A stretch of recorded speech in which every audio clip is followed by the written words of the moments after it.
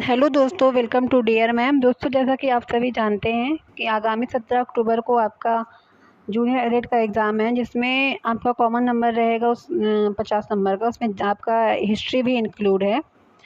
और जिनका subject social science है, ये सेक्शन उनके लिए भी इम्पॉर्टेंट है, क्योंकि मैंने इसमें प्राचीन इतिहास से लेकर आपके आधुनिक इतिहास के क्वेश्चन जो सभी एग्ज़ाम्स में पूछे गए हुए हैं, आपके चाहे यूपी के एग्ज़ाम हो या अदर किसी स्टेट के या एसएससी वगैरह जो भी एग्ज़ाम है, मैं सारे क्वेश्चन को इसमें इंक्लूड की हुई हूँ। तो ये सेक्शन आपका काफ़ी इम्पॉर्टेंट है।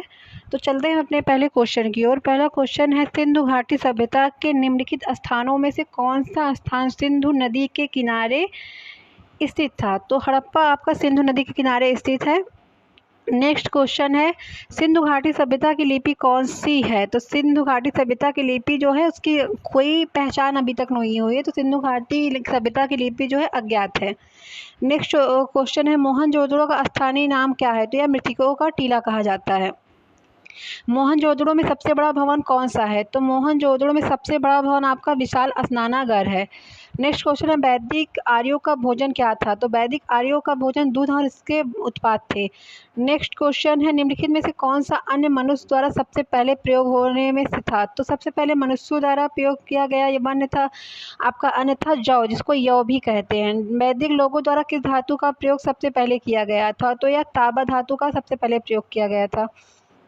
नेक्स्ट क्वेश्चन है, वेद शब्द का अर्थ क्या है? तो वेद शब्द का अर्थ होता है ज्ञान।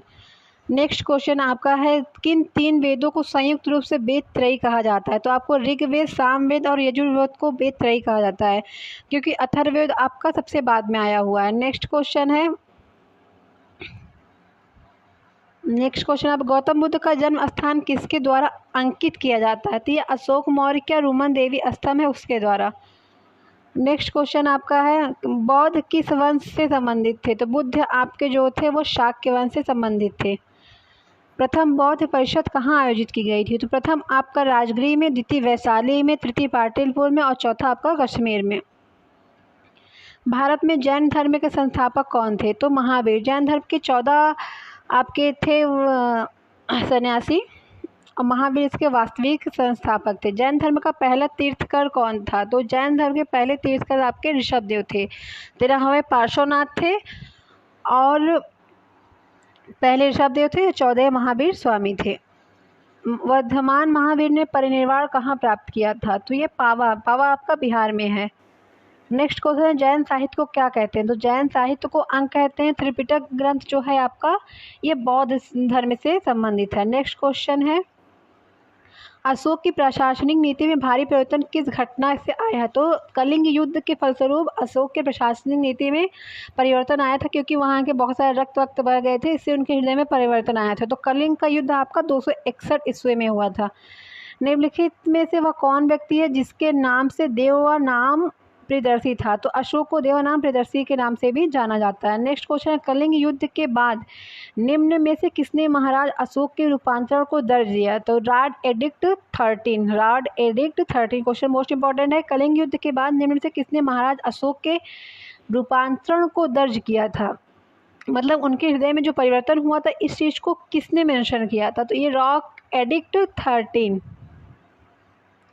अशोक के शिलालेख किस लिपि में खोदे हुए हैं? तो अशोक वैसे उन्होंने पाली, ब्राह्मी और आपकी खरोष्टी, उनकी तीनों लिपियां मिलती है, मगर मैक्सिमम उनका ब्राह्मी लिपि में है।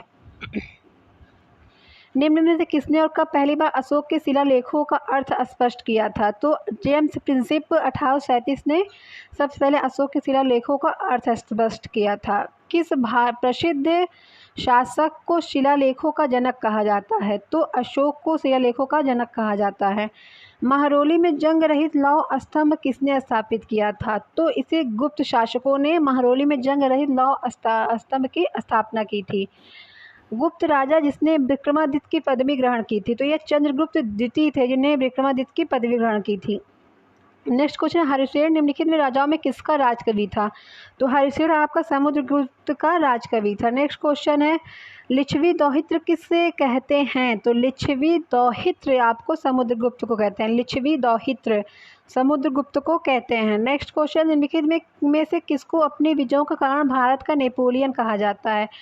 तो समुद्रगुप्त को भारत का नेपोलियन और लिच्छवी दैहित्र कहा जाता है। इस क्वेश्चन को ध्यान रखिएगा। नेक्स्ट क्वेश्चन है, हर्षवर्धन को किसने पराजित किया था? तो पुलकेशिन द्वितीय ने हर्षवर्धन को पराजित किया था। पुलकेशिन द्वितीय।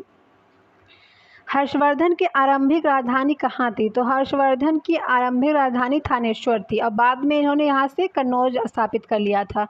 तो हर्षवर्धन की प्रारंभिक राजधानी थानेश्वर, थानेश्वर से उन्होंने कन्नौज स्थापित किया था। निम्न में से किस प्रतिहार राजा ने प्रमाण की उपाधि ली थी? तो मिहिर भोज, मिहिर भोज ने प्रमाण की उपाधि ली थी। प्रमाण की उपाधि किसने ली थी? मिहिर भोज ने। किस शताब्दी में दिल्ली का कुतुब मीनार बनाया गया था? है ना ये क्वेश्चन इंपॉर्टेंट। तो दिल्ली का कुतुब मीनार 13वीं शताब्दी में बनाया था और कुतुबुद्दीन ऐबक ने इसकी नींव रखी थी।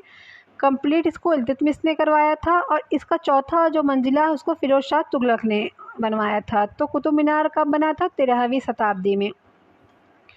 वे दो वंशज कौन थे जिन्होंने खिलजी शासकों से तत्काल पहले और बाद में शासन किया? तो गुलाम और तुगलक वंश। क्या पूछा है?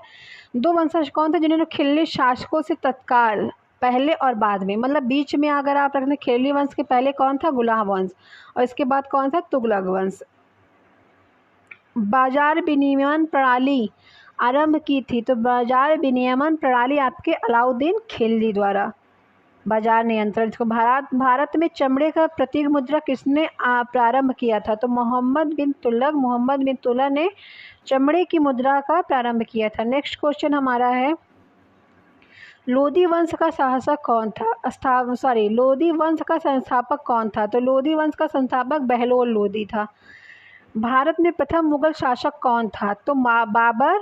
आपका तराई युद्ध के बाद आपका मुगल की स्थापना हुई है मुगल साम्राज्य की। बाबर उसका प्रथम शासक था। भारत का प्रथम मुगल बादशाह कौन था? तो मुगल बादशाह आपका बाबर था। पानीपत की द्वितीय लड़ाई किन दो सेनाओं के बीच में लड़ी गई थी? तो 1556 ईस्वी में आपकी पानीपत की द्वितीय लड़ाई लड़ी गई थी और यह अकबर और हेमू के बीच में। नेक्स्ट क्वेश्चन है, महाभारत का फारसी में अनुवाद किसने किया था? तो बदाऊनी ने महाभारत का फारसी में अनुवाद किया था। नेक्स्ट क्वेश्चन है, अकबर के दरबार में सबसे प्रसिद्ध संगीतकार तानसेन का मूल नाम क्या था? तो तानसेन का मूल नाम रामतनु पांडे था। दीन-ए इलाही एक नया धर्म निम्नलिखित में से किसके द्वारा शुरू किया गया था? तो यह 1582 ईस्वी में अकबर द्वारा स्टार्ट किया गया था। नेक्स्ट क्वेश्चन है, विश्व प्रसिद्ध तख्त-ए-ताऊस निम्नलिखित में से किस मुगल भवन में रखा गया था? या तो दिल्ली के लाल किले दीवाने आम में रखा गया था तख्त-ए-ताऊस। मोती मस्जिद निम्नलिखित में किस नगर में स्थित है? तो मोती मस्जिद आपका ये आगरा महल में स्थित है। निम्नलिखित और इसकी स्थापना जहांगीर ने करवाई थी। निम्नलिखित में से कौन जिंदा पीर के नाम से जाना जाता है? तो औरंगजेब आपका जिंदा पीर के नाम से जाना जाता है। नेक्स्ट क्वेश्चन है, नाना फडणवीस का मूल नाम क्या था? तो नाना फडणवीस का मूल नाम बालाजी जनार्दन था। नेक्स्ट क्वेश्चन है, शिवाजी का गुरु कौन था? तो शिवाजी का गुरु थे आपके रामदास। ये क्वेश्चन पेट में पूछा गया था कि रामदास किसके समकालीन थे? तो यह शिवाजी के समकालीन थे। शिवाजी के गुरु का क्या नाम था? रामादास। शिवाजी के गुरु का नाम रामादास। शिवाजी का राज्याभिषेक हुआ था? तो 1674 ईस्वी में शिवाजी का राज्याभिषेक हुआ था। नेक्स्ट क्वेश्चन, निम्नलिखित में से किसे लड़ाकू पेशवा कहा जाता है? तो बाजीराव प्रथम को लड़ाकू पेशवा कहा जाता है। नाना साहेब के नाम से कौन प्रसिद्ध था? तो नाना साहेब के नाम से बाजीराव प्रसिद्ध थे। और ये क्वेश्चन ऊपर वाला मोस्ट इंपॉर्टेंट है। ये क्वेश्चन मैंने कई बार खुद ही फेस किया है। नेक्स्ट क्वेश्चन आपका है, भारत में पुर्तगाली सत्ता की वास्तविक नींव रखने वाले महान पुर्तगाली गवर्नर थे? तो अल्बुकर्क ने ही पुर्तगाली शासन की वास्तविक नींव रखी थी। नेक्स्ट क्वेश्चन है, ब्रिटिश ने पंजाब को निम्नलिखित में से किस सन में अपने राज्य में विलय किया? तो ये 1849 में। तो दोस्तों ये 50 क्वेश्चन की सीरीज थी। मैं अगला पार्ट आपको नेक्स्ट वीडियो में लाऊंगी। कैसा लगा ये सेशन कमेंट बॉक्स में जरूर बताइएगा। वीडियो को लाइक और चैनल को सब्सक्राइब जरूर करिएगा। थैंक यू दोस्तों।